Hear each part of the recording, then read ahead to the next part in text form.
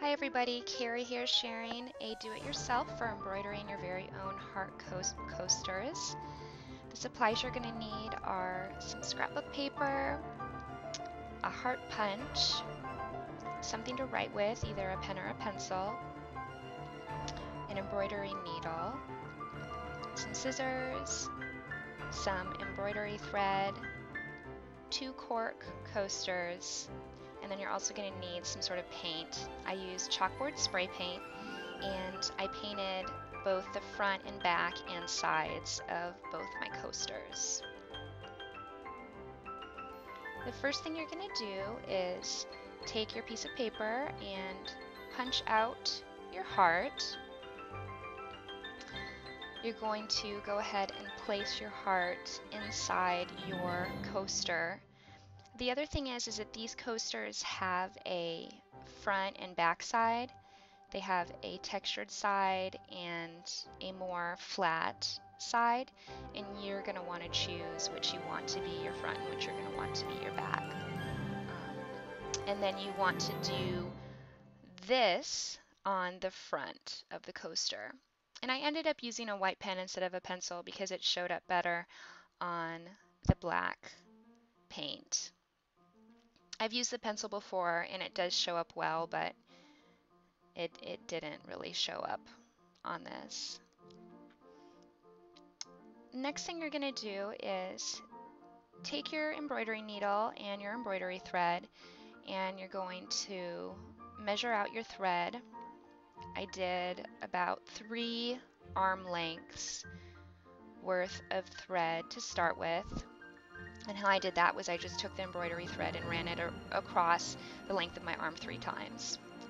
And then you just tie a knot at the end and make your hole where you're going to start, which is at the very bottom center of your heart, and then thread from the back side up through the top, having your knot in the back.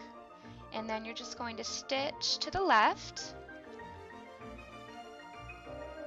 And you can see I'm leaving the stitch fairly open just to show that when the stitch goes through to the back side, from the back side you go around the edge of the coaster and then through your open stitch. And then you just really want to make sure that the back side stays nice and taut. And that is the gist of it. I believe this is called a blanket stitch. I don't really sew, so I'm not too sure on sewing terms, but I do know that I've tried a couple different stitches, and out of all the different ones that I tried, this ended up looking the nicest and being the fastest. It ends up being a fairly cool kind of graphic,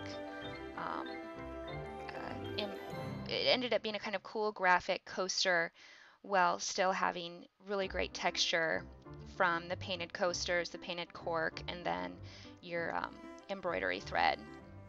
And I've had mine for a couple years now, and they've held up very well. The only thing is that the ones that I did that you'll see at the end with gold paint, the color definitely stained quite a bit more than this chalkboard paint. And then I've also done one with white paint, and the white paint didn't even stain quite as much. But the white spray paint I used is a higher quality paint, so that probably makes a difference. And then you can see I'm just fast forwarding through the process. All the way around, I'm trying to keep the length of my stitches the same. I believe they ended up being about 1/4 of an inch, just for an eyeball measurement. But it doesn't matter too much how long the stitches are. You just don't want them to be too short, because then your cork holes will bleed into each other. When you run out of thread, you just take your next piece and tie the 2 ends together. I believe I did about 2 or 3 knots here, and then you just trim the ends off. For the first length of thread, I believe I did about 3 arm lengths, And for the second length, I did 4 arm lengths. And that's just because I know myself and I know that I'm very clumsy with this, and I'm not the most proficient at doing embroidery, and I don't deal with long embroidery thread very well. So about 3-4 arm length max is the longest that I personally am comfortable using. And then you can see as you get to the top here, even though you're keeping your stitches about 1/4 in length around the base of your heart, around the edge of the coaster, it's going to get closer and closer together. And you'll see here that I end up adjusting the lengths, well, not the lengths, the closeness of the pieces around the edge of the coaster as I do this top part. And it was fairly easy. You can see I just went through and kind of moved them. They moved easily. It definitely wasn't an issue to move them once I'd already, sewed it in place. You can see I just moved them again, and it definitely worked out well. One reason that I'm speeding up and slowing down and speeding up and slowing down is because at the beginning I showed you that I kept the stitch open in a very large loop, and that was just for demonstration purposes. When I actually go through and do this, I pull the stitch all the way flat before I loop it underneath, because I just personally find that it's quite a bit faster. And the other thing that's fairly important is when you make your stitch and then from underneath you go around the outside of your coaster up underneath the stitch. When you're going around, you want to keep that piece as taut as possible from the back side, because the last thing you want is having loose pieces of embroidery thread on the back of your coaster. Also, I'm fairly slow at doing this, so I believe it probably took me about 45 minutes total to do the whole thing. Most people, I'm sure it won't take quite that long, but that's just me. And then you can see at the end here, it's the exact same process. It's super easy.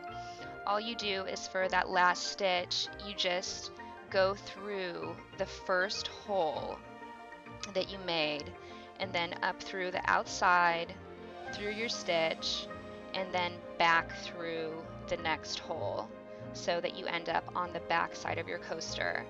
And that's it. Then you have your cute little embroidered heart. I use these coasters for my glasses. I use them for candles. I use them for vases. I use them for anything that any reason you'd want to protect your surface with. But they're a nice size, and the cute graphic of having the embroidery thread and that great circular motion all the way around the edge looks really nice with things layered on top of them. So, and as you can see, that's the back side when you're finished. And now what I'm going to do is I'm going to take the second coaster, and I'm going to take my favorite adhesive, which is called the Ultimate, and it's a very strong adhesive. It works very well for this project. And you just apply it to the back side of the bottom layer of your coaster, and then I just added a little extra where the thread is. And then you just layer the two of them together.